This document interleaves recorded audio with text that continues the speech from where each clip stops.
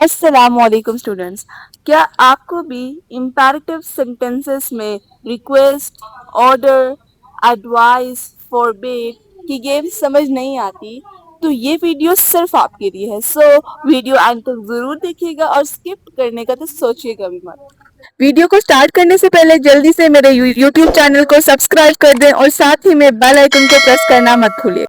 Students, first 2-3 videos में मैंने कुछ रूल एक्सप्लेन किए थे जिसमें हमारे पास SON रूल शामिल था, जो कि हम किसी तरह के भी नरेटिव सेंटेंसेस को सॉल्व करने के लिए यूज करते हैं। और उसके बाद मैंने टेंस चेंज करने का भी एक्सप्लेन किया था, जिसमें मैंने बताया था कि किस तरह हम जब हमारा रिपोर्टिंग वर्ब पास्ट टेंस में होता है तो हम किस तरह टेंस चेंज करते हैं। आज भी जब हम इम्पेरेटिव सेंटेंसेस को सॉल्व करेंगे डायरेक्ट टू इनडायरेक्ट स्पीच में, तो आपने ध्यान रखना होगा कि हमारा रिपोर्टिंग वर्ब पास्ट टेंस में होगा। इसी वजह से टेंस की चेंजिंग्स आएंगी।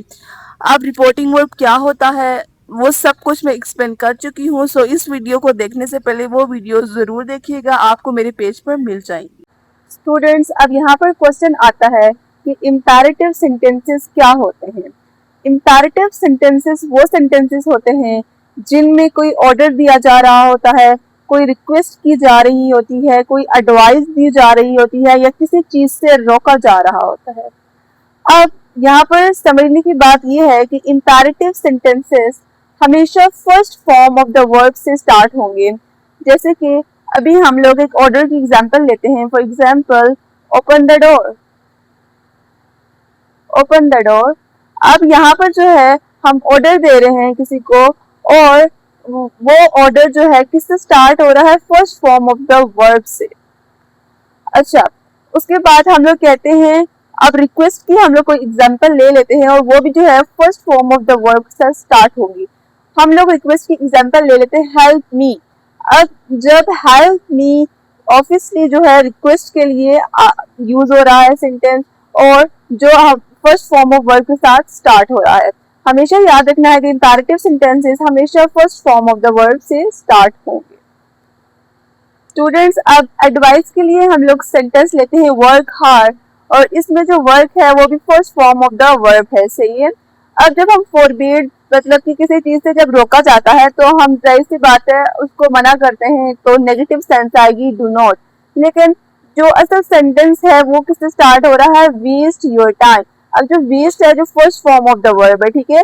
अब फोरबिड के लिए हमने डू नॉट इसमें ऐड किया है, लेकिन ये भी जो है इंपेरेटिव की सेंस है। एक्सरसाइज को स्टार्ट करने से पहले हम नरेशन में जो बेसिक काम करते हैं कि डायरेक्ट से इनडायरेक्ट स्पीच में जाते हुए हम क्या चेंजिंग्स करते हैं, वो चेंजिंग्स मैं आपको बता देती हूँ। अब इंपेरेटिव सेंटेंस अगर हमारे पास कोई आ जाए जिसमें कोई ऑर्डर, रिक्वेस्ट, एडवाइस या किसी चीज से रोका जा रहा हो, तो हम उसमें ये करते हैं कि जो हमारे पास सेड टू होता है, ठीक है, जो हमारे पास होता है सेड टू, हम उसको किसी एक में चेंज कर देते हैं। वो हमारे पास ऑर्डर भी हो सकता है, रिक्वेस्ट भी हो सकती है, एडवाइस भी हो सकती है, फॉर भी। हम फॉर एग्जांपल हमारे पास सेंटेंस है, अब मैं बोलती हूँ ही सेड टू मी, तो अगर वो इंपेरेटिव सेंटेंस होगा तो फिर मैं बोलूंगी, अगर वो ऑर्डर का सेंटेंस है तो मैं बोलूंगी ही ऑर्डर्ड मी। अगर वो रिक्वेस्ट का सेंटेंस होगा तो मैं बोलूंगी ही रिक्वेस्टेड मी। और अगर वो हमारे पास एडवाइस का सेंटेंस होगा तो मैं बोलूंगी ही एडवाइज्ड मी। और अगर वो मेरे पास फॉरबिड का सेंटेंस होगा तो मैं बोलूंगी ही फॉरबिड मी। अच्छा, अब एक और बात मैं आपको बता देती हूँ कि जब हम डायरेक्ट से इनडायरेक्ट स्पीच में जाते हुए सेंटेंस से जो हम इन्वर्टेड कॉमास होते हैं उनको रिमूव करने के बाद इसमें जो है, जैसे कि हमारे पास इंट्रोगेशन में जो होते थे वो हमारे पास इफ या वेदर आ जाता था या क्यूरी वर्ड आ जाता था, और हमारे पास जो सिंपल एडजेक्टिव सेंटेंसेस होते थे उसमें हम लोग हमारा डैट आ जाता था। बिल्कुल इसी तरह जो हमारे इंपेरेटिव सेंटेंसेस होंगे, अगर हम जो हमारे इन्वर्टेड कॉमास है इनको अगर हम लोग रिमूव करेंगे तो हमारे पास टू आएगा। ओके, ये मैंने कुछ सेंटेंसेस लिखे हैं, आप इनको वन बाय वन सॉल्व करेंगे तो इंशाल्लाह आपको इंपेरेटिव सेंटेंसेस हम किस तरह डायरेक्ट से इनडायरेक्ट स्पीच में जाते हैं आपको समझ आ जाएगी। अब सबसे पहला सेंटेंस है हमारे पास, father said to his son do not waste your time. आपने हमेशा याद रखनी है, अगर हमारे पास मतलब कि जो सब्जेक्ट है, जो हमारा इन्वर्टेड कॉमास से पहले जो हमारे पास जो क्लोज है उसका जो सब्जेक्ट है, अगर वो हमारे पेरेंट्स हो, डॉक्टर हो या टीचर हो, उसके साथ आपने हमेशा एडवाइज का वर्ड यूज करना है। मोस्ट ऑफ द टाइम हमने एडवाइस का वर्ड यूज करना है। फिर आप जो है सेंटेंस की सेंस भी देखेंगे, लेकिन मोस्ट ऑफ द टाइम हमने जो है सेट टू को एडवाइज में ही कन्वर्ट करना है। सो हम इसको सॉल्व करेंगे। अब फादर सेट टू को अब हम किस में चेंज कर देंगे, एडवाइस। अब यहाँ पर एक और इम्पोर्टेंट चीज मैं आपको बता देती हूँ। अब सेट टू है, ठीक है, हमारा जो रिपोर्टिंग वर्ब है वो सेड है, ठीक है। अब ये हमें बता रहा है कि हमारा रिपोर्टिंग वर्ब जो है वो पास्ट में है, ठीक है। तो हम लोग यहाँ पे एडवाइस नहीं लिखेंगे, हम यहाँ पे लिखेंगे advise, second form of the verb use करेंगे, बिकॉज कि हमारा रिपोर्टिंग वर्ब जो है वो पास्ट में है। तो जो हम लोग सॉल्व करते हुए जो रिपोर्टिंग वर्ब ऐड करेंगे उसको भी हमने पास्ट में ही रखना है। अगर फॉर एग्जाम्पल इधर स्टेज होता, अगर मतलब कि हमारे पास रिपोर्टिंग वर्ब प्रेजेंट में होता, तो फिर हम लोग एडवाइज लगाते, आगे second form of the verb नहीं यूज करते, ठीक है। फादर एडवाइज्ड हिज सन। अब यहाँ पे वही वाली बात कि फुल सेट टू को हम जो है चेंज करेंगे एडवाइज में। जब भी मतलब कि अगर हम सिर्फ सेट टू रहने दें, मतलब इंपैरेटिव सेंटेंसेस में आपने हमेशा चेंज करना है। मैंने आपको एडजेक्टिव में बताया था कि आप ना भी चेंज करें तो कोई बात नहीं होगी, लेकिन अगर आप सेट टू को चेंज कर रहे हैं एडजेक्टिव सेंटेंसेस में टोल्ड में, तो टोल्ड के साथ आप टू नहीं लगाएंगे। सेम है, अगर आप इसको एडवाइज में चेंज कर रहे हैं तो फिर इसके साथ आगे आप टू नहीं लगाएंगे, ठीक है। फादर एडवाइज्ड हिज सन, मैंने आपको बताया था कि जब हमारे इन्वर्टेड कॉमास रिमूव होते हैं तो टू का एडिशन होता है, सही है। लेकिन अब हम यहाँ पर देख रहे हैं, यहाँ पे फोरबीड की सेंस आ रही है, मतलब कि हम किस चीज से मना कर रहे हैं। हम यहाँ पे फोरबीड भी लगा सकते हैं, वो किस तरह लगाएंगे वो भी मैं आपको इधर बता दूंगी, ठीक है। पहले अभी एडवाइस से आप समझ रहे एडवाइस किस तरह हम सोल्व करेंगे, ठीक है। अब जब हम इसको रिमूव कर देंगे तो यहाँ पे फोरबीड की सेंस है, मतलब इस चीज से मना किया जा रहा है, रोका जा रहा है। सो हम लोग कभी भी ये नहीं लिखते टू नॉट, ये गलत हो जाएगा, ये कंप्लीटली रॉन्ग है। हम हमेशा लिखते हैं नोट टू, क्योंकि टू के बाद हमेशा first form of the verb आती है। अब जो नोट है ये कोई first form of the verb नहीं है, सो हम लोग लिखेंगे नोट टू, ओके, ताकि हम लोग टू के बाद first form of the verb की एडिशन कर सके। आपने जो हमारे पास जो टू के बाद हमेशा first form of the verb आता है, इंफिनिटिव में ये पढ़ा होगा आपने। Father advised his son not to. अगर यहाँ पे नेगेटिव सेंस ना होती, मीन अगर हमारे पास फॉरबीड की सेंस ना होती, तो हम खाली टू लिखते, टू वेस्ट योर टाइम से।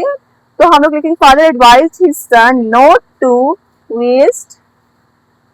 आप दोबारा से एस ओ एन रूल को जहन में लाएं। यूर जो है वो सेकंड पर्सन प्रोनाउन है, सो ये हमारे पास ऑब्जेक्ट के साथ चेंज होगा। ऑब्जेक्ट है हिज, ओके, हिज सन, तो हम सिर्फ हिज प्रोनाउन को चेंज करेंगे ना, इसीलिए वेस्ट हिज टाइम, ओके। ये आपको समझ आ गई। अब मैंने आपको बताया कि मैं फॉरबेड से भी करके बता देती हूँ। अब फॉरबेड का मतलब है कि मना कर रही है, ओके। तो अब देखो, father forbade his son, forbade his son। अब यहाँ पे हमने नोट नहीं लिखेंगे। जब हम फोरबेड लगाएंगे तब हम नोट नहीं लगाएंगे, कि फोरबेड का अपना मतलब ही है कि नहीं करना, सही है, ये काम नहीं करना। एक दफा नोट यूज हो गया, दोबारा यूज करेंगे तो मतलब करना है, ठीक है। सो नोट, यहाँ फोरबेड का अपना मीनिंग है नोट, कि नहीं करना, तो फिर हम लोग दोबारा नोट नहीं लगाएंगे। हम लिखेंगे father forbade his son to waste his time, to waste his time। अच्छा, यहाँ पर अब इसका उर्दू में जब तर्जुमा करें तो क्या हो जाएगा, अब वालिद ने अपने बच्चे को टाइम ज़ाया करने से मना किया, ओके। अब यहाँ पे वालिद ने अपने बच्चे को एडवाइस की कि वो अपना वक्त ज़ाया ना करे। अब यहाँ में ना कर ली, यहाँ पे मना किया फॉरबेड। मैं बात समझ आ रही थी आपको। जो फॉरबेड हम लगाएंगे तो हम लोग यहाँ पर चेंज करते वक्त नोट नहीं लगाएंगे। फॉरबेड का अपना मतलब ही मना करना होता है। अब हम नेक्स्ट सेंटेंस की तरफ मूव करते हैं। नेक्स्ट सेंटेंस है, mother said to his son please help me to find out my purse. अब यहाँ पर जो प्लीज वर्ड है वो ये शो कर रहा है कि जो माँ है वो रिक्वेस्ट कर रही है, ओके।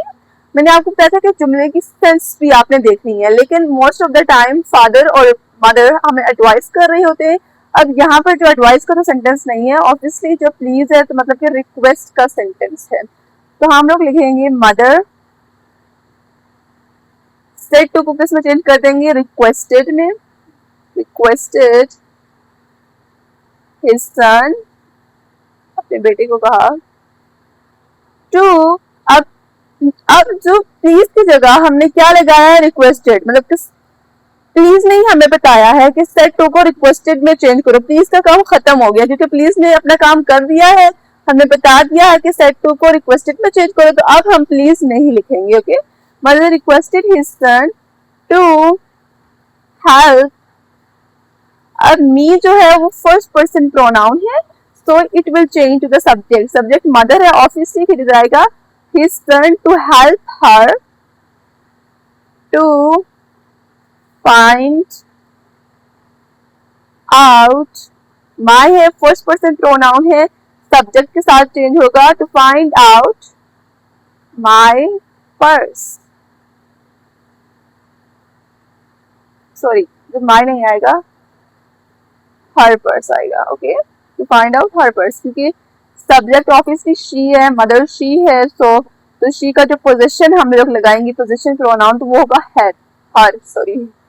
ओके, अब नेक्स्ट सेंटेंस है हमारे पास, traffic officer said to the driver show me your driving license. Obviously traffic officer जो है, ऑफिसर है, तो वो ऑर्डर ही कर रहा होगा।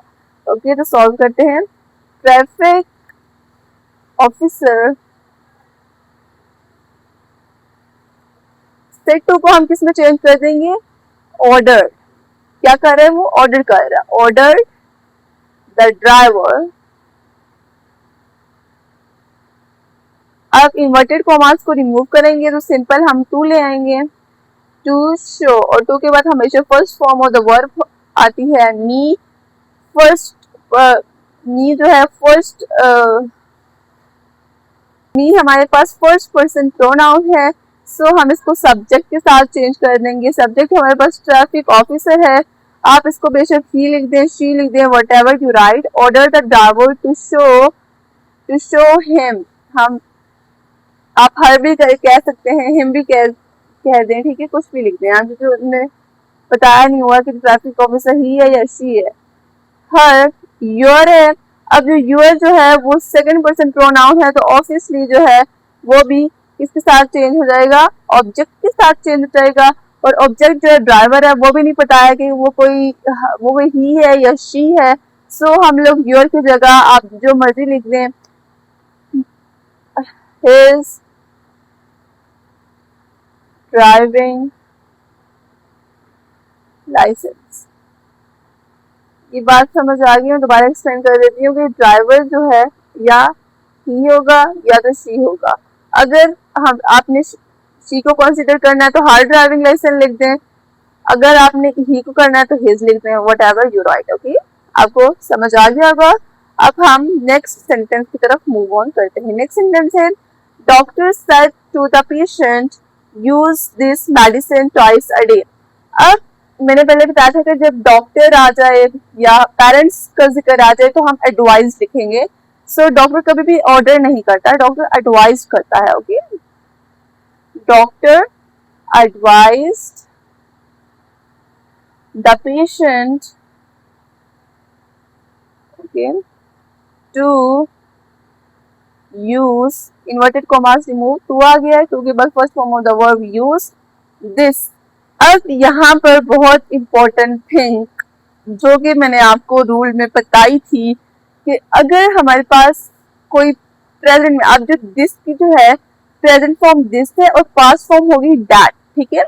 तो मैंने आपको बताया था कि अगर हमारे पास प्रेजेंट फॉर्म होगी तो हम उसके पास्ट फॉर्म में चले जाएंगे, ठीक है। जैसे अगर first form of the verb है तो second form of the verb है, चले जाएंगे। इसी तरह अगर यहाँ पे हमारे पास जो आर्टिकल्स हैं वो प्रेजेंट फॉर्म में है तो हम उसकी सेकंड फॉर्म लिख देंगे, आप इसकी सेकंड मतलब कि पास्ट फॉर्म लिख देंगे, तो इसकी पास्ट फॉर्म होगी दैट। ओके, ये जो मैंने आपको रूल बताए थे मैंने अपनी सेकंड वीडियो में जिसमें हमने रिपोर्टिंग वर्ब पास्ट में रखा था, तो मैंने आपको टेंस चेंज करने के रूल्स बताए थे, वो वीडियो देख ले जिसने वो नहीं देखी हुई।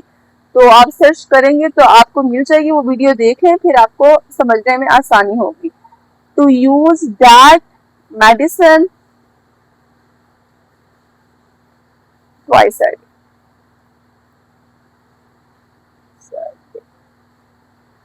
नेक्स्ट सेंटेंस है हमारे पास, teacher said to the students pay proper attention to your studies. अब जो टीचर है वो हमेशा क्या करता है, advice, advised the students, advice के बाद टू नहीं लगाना, ठीक है। इस बात को हमेशा जहन नशीन रखना है कि हमें टोल लगाएं या आस्क, व्हाटएवर वी राइट, हम लोग मतलब कि जैसे एडवाइज करें, फॉरबिड, हम लोग रिक्वेस्टेड, ऑर्डर जो लिखे, लेकिन टू नहीं लगाएंगे उसके बाद। टीचर एडवाइज्ड द स्टूडेंट्स, अब सिंपल है, इन्वर्टेड कॉमास को रिमूव करेंगे तो टू को ऐड कर देंगे। टू पे प्रॉपर अटेंशन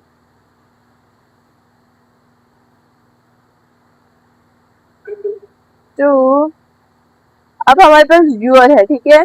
अब यूर जो है वो सेकंड पर्सन प्रोनाउन है, हम इसको किसके साथ चेंज कर देंगे, ऑब्जेक्ट के साथ। अब ऑब्जेक्ट ही भी हो सकता है, शी भी हो सकता है, तो आप लिख दें टू हिज स्टडीज, लिख दें या her studies, what ever you right, okay, his studies.